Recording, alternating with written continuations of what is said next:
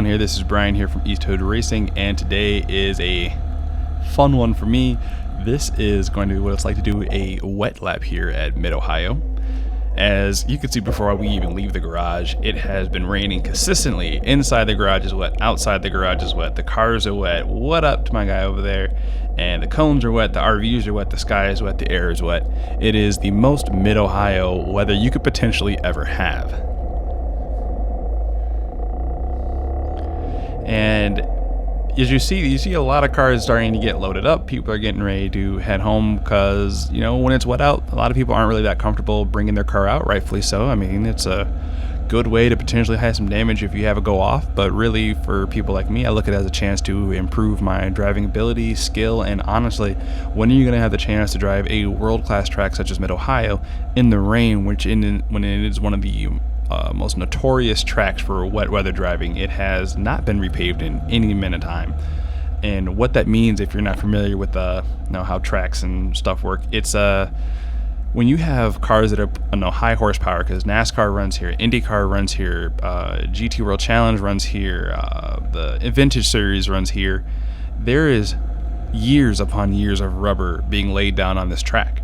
And if you're looking right now, you see where it's shiny on like the edges of the road. You know, and I know that when it's real shiny, it's probably going to be kind of slippery over there. And that's what you're about to see when we go out there onto this track. You will see the dry lines. So if you looked at some of our other videos, you'll see the lines that we have to take are much different, because the normal racing line is absolutely undrivable in the rain. And that comes down to that rubber that we see just being laid down everywhere. It just leaves such a heavy residue that it is so slick that even if you were out there with shoes on, you would have a very hard time finding any traction. It is just it's quite the experience. So I'm really happy to share this with you guys. So during this, a lot of the guys from the Time Attack side, like I said, have started to go home. HPDE was going strong. They were still running full groups all the way through the end of the day, which was just fantastic to see. And this particular session is one of my it's one of my first times out. I want to say this is the second session, and I wanted to put the splitter cam on because I really wanted to show you guys what this really looks like from like down in the level, so you can see really how wet this track is. So we're launching out of the pit lane, we're going to get right into it, and you can immediately see the difference. Rain is hitting this camera and just splashing all over it. You can see puddles everywhere on the track. This is literally the definition of a wet session. If this was an F1 race or something, they wouldn't even bother with intermediate tires. This is full on wet tires, and I'm running the Accelera 651 Sports, the 200 treadwear version. For this, I went with the whole square setup, so this is 255, 35, 18 on all four corners, and we actually kind of left the wing at a mild level of downforce. I really don't have much experience running this setup in the rain. This is actually the first time I've ever had a full wet track of this magnitude to play around with in quite some time. We've been blessed with great weather. So yeah, when we get down towards turn 5, we'll switch to the in-camera view, but I wanted to get you guys to see what this main straight looks like. There is a river that's going to be on the right-hand side of your screen. It's going to cross over right about now. Yep, it's very quick, but you see it got real slick in a diagonal line. That comes into play a lot later in this video, but it's super wet. So I let my guy Ben here from Gears and Gasoline, who had his Evo out all day. Obviously all-wheel drive is going to be fantastic in the rain, and I just want to make sure I got out of his way because I'm still learning this course, and it is pretty tricky. Now you'll see on the left-hand side, see where it's all shiny? That is the normal racing line, and down here it's really apparent. So we're going to switch views here. Alright, see that big black shiny area? That's the dry line, and I have no traction. I'm only going about, 40 miles an hour through here? And we have someone who went for a spin, which is it's so easy to happen. It's so easy. There's no traction if you hit any of the dry racing lines, which we're on right now. You guys might get a good glimpse of it here. And you see how much angle I'm putting into that steering wheel, and I'm not going fast, and I'm just keeping it on the track. Traction control light is flashing, and like I said, this was another good test. I have never really ran in the rain too much, so I didn't know, is this something where I need to be leaving traction control and all the safeties on? Do I want to do what I normally do and turn everything off? What's going to allow the car to actually get through? Because some of the safety mechanisms are actually quite helpful. And then other times they can really inhibit you when you feel your tires do have that traction, because I am still waiting for them to warm up. You do need heat in your tires here. And it's just a whole bunch of things happening at once, and it's quite incredible. So we're gonna start a flying lap here. If you guys have watched the video, that's the start there on your left, and you can just hear the tires are just I'm trying to get traction, but when you have 400 foot-pounds of torque just throwing through my TPC 20 hybrid turbo, it's it's hard. It's very, very hard. So like, no, not returning the first level of traction control off. That's your ASR on the Mark 7, and you still have your stability control, but it lets the wheels spin up a bit till they can get some purchase. So you can see we're already starting to move up, 80 miles an hour into turn 2 here, the keyhole, which just gave me fits all day. I mean, there's the dry line that is actually to your left. I didn't even know that at the time I was driving this session. Like, I'm still driving the dry line, or the traditional racing line. I'm gonna have to get these words right here for you. Like I said, there's a dry line and then there's a wet line. And a lot of the drivers I was talking to, because at Grid Life, everyone really enjoys sharing information. The wet line takes some time to recognize. You don't really see it until maybe 4 or 5 laps in, because you're just trying to make sure you don't put the car off track. Like 93 miles an hour through here when it's raining is super sketchy. I'm braking super early, real light on the brakes, keeping your hands smooth. You see the dry line there again. Now we're onto the wet line. So you're coming out wide. I'm gonna just kind of cross over, stay away from the inside. It's gonna send you. Oh, there you go, right there. There you go. You saw real quick I had to correct my hands because my left front tire touched that shiny part, and that was it. Here's another one. Ooh. 30 miles an hour and I can't go anywhere. Nowhere. And that's not a setup issue. That's not a tires issue. This is what happens when you have a track of this legacy and it has all that rubber on the traditional racing line. Ooh. And for those of you who haven't done this before, there are a few things as terrifying as going 30 miles an hour and realizing you can't slow your car down, and that it's just gonna go into the direction it's going. There's just nothing you can do about it. Thunder Valley was different. You can see the shiny part right there. Now I'm kind of staying on it here because I'm getting a little more comfortable with it. You really have to be light on the power. And I didn't change the map for the car on this particular session, so it's at full beams. I have everything ready to go, like if it was a dry session as far as ECU management. And I'm just playing with the settings. So we're gonna put in a sport. Maybe that'll let the diff, act a little bit more. The LSD that's built into the vehicle. Mine is the performance pack, and just like,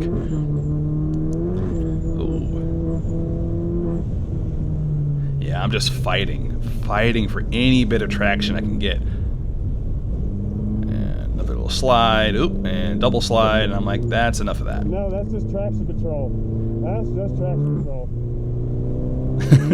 So you guys can't hear yet. Hopefully I'll have this fixed later, but why? What do you hear?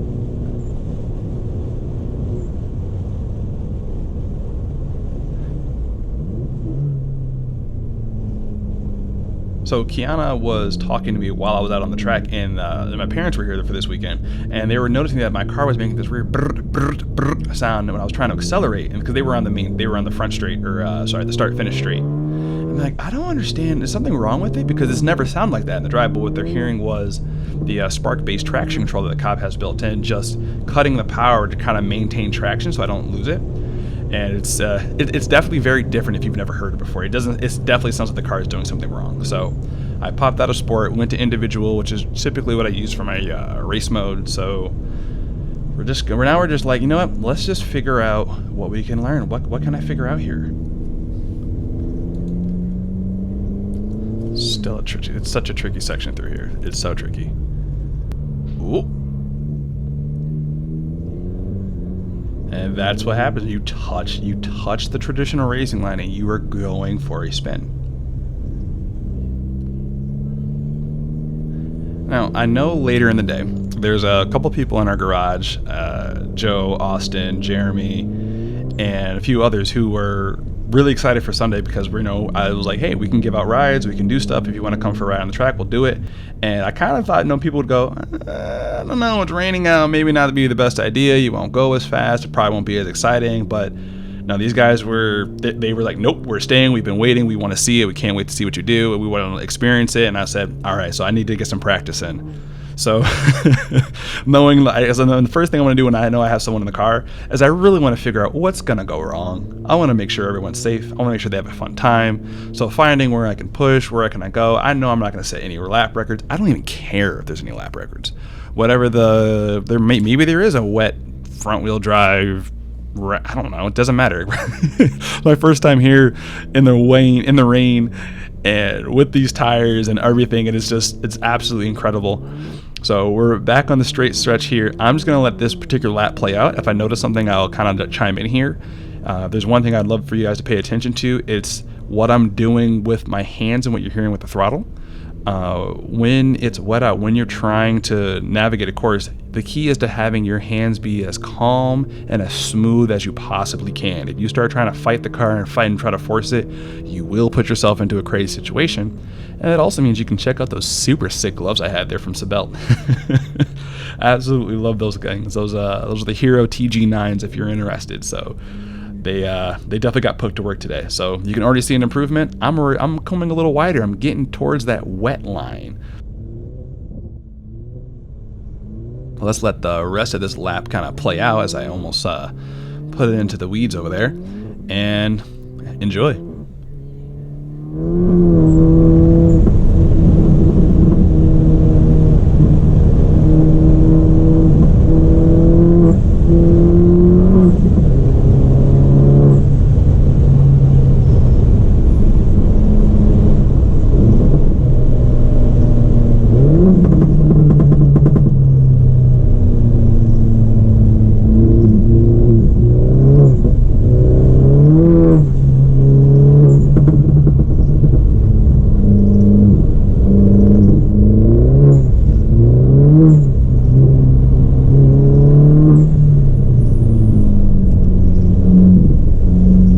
Copy that.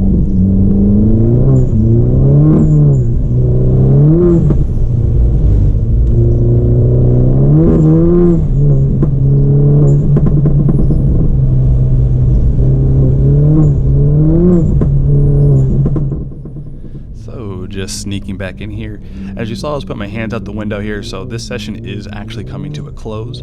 And I'm actually pretty okay with how we did. Hopefully you guys enjoyed that little brief, just kind of seeing without hearing my voice, just listening, seeing what the car does. Like I said, it's just so important. If you have the chance, whether you're a new driver, you're a pro driver, or you just maybe want to try your first time, if it's a rainy day and your car is prepared for, like, you're not running on slicks, don't go home early. Take the time to really experience the track and what the vehicle will do, what its characteristics are like when it's really in an uncontrollable state. As we're exiting the pits here, like, it was such a fun time. Shout out to my buddy Morrow. I had a ball. I was feeling really good about the vehicle. It may not have looked super fast, but I was definitely I found where I can push. I found where I'm going to be able to brake. So I know when I'm going to take the passengers later on in the series that we're doing, they're going to have a safe and controlled ride. They're not going to be. They might think it's out of control, but I'll know what's going on. And I always say, if you have a chance to drive a track like this, don't go home early just because it rains. You're going to learn so much about your car, about your setup, about your own habits and tendencies. So if you liked the video, please leave a comment below. Let me know what you liked about it. If there's any other questions you might have about track day sessions or doing things. If you'd like to see more of the wet sessions that I have from Mid-Ohio, let me know. I'd gladly put them up. Like I said, I do this for you guys. I really appreciate the comments we had on some of our other videos and posts, and I love being able to share this sport and energy with you. So again, leave a like, subscribe, talk to you guys on the next video, and as always, stay safe out there, have fun, and do what you do. Next time on Easthood Racing, we have fun. What's up, man? What's up? Welcome aboard. Tell me your name. I'm Brian. Oh, hey, I gotta wait till you put the seatbelt on. There we go. All right. I'm Brian from Easthood Racing, and let's go for a wet lap in Mid-Ohio. Here we go.